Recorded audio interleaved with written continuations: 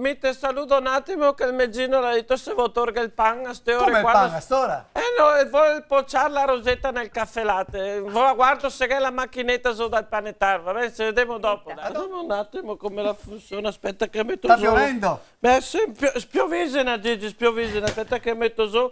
Ora il Gino vorrà il pan, vediamo un attimo come la funziona era sta macchinetta. Buonasera signora Nella. Buonasera. Benvenuta alla macchinetta del pan. Buonasera. Digitare la tipologia del pan che si desidera. Non so che pan gavio, vedo qua che è un sacco di panetti, vorrei delle rosette, mi sa gavio. Ah, parquela, ghemo de tutto. Filoni, rosette, rosote, pan fresco, pan vecio, pan duro, panetti, panotti, pan roti, pan pugliese, pan cinese, pan con le olive, pan con le verze, pane sesamo, pane apriti, sesamo, pane pan parapane, patapine, patapan. Ma sai, t'ho detto, non capivo niente. Quanto pan vola signora? Un sacco, 2 sacchi, 3 sacchi, una cassa. T'ho detto mezzo chilo voglio, mezzo chilo di pan.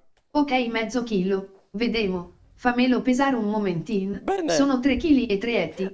Cosa faccio Lasio? Come lascio? T'ho detto mezzo chilo? Mi dispiace ormai ho lasciato.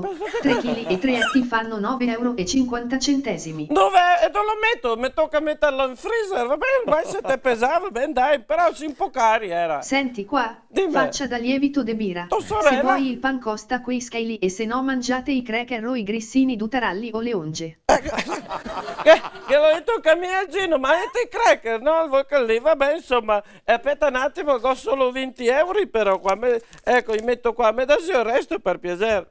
Mi dispiace ma la macchinetta non dà resto nemmanco se vai dalla De Filippia c'è posta per te a contare i cassi tuoi a tutto il mondo e dopo pianzi come una siema quando aprono la busta e scopri che c'è dentro una letterina di Equitalia perché il Gino non ha pagato una multa che ha ciapato 20 anni fa sulla Filuvia. Tutte quelle robe lì, neanche se fa quelle robe lì, vabbè niente resta, aspetta che mi tocco il pan a manco, va bene, arrivederci, però la prossima volta sì mi resto per piacere era. Arrivederci e salutami straca cristiani della domenica sera e dici alla Angela Buoloni che se viene qua c'è la doi o la brioche. Invece a Gigi Vessentini ci do un panetto con una sbrancata di giara. Vabbè, adesso che lo dico, vabbè, ok, grazie, molto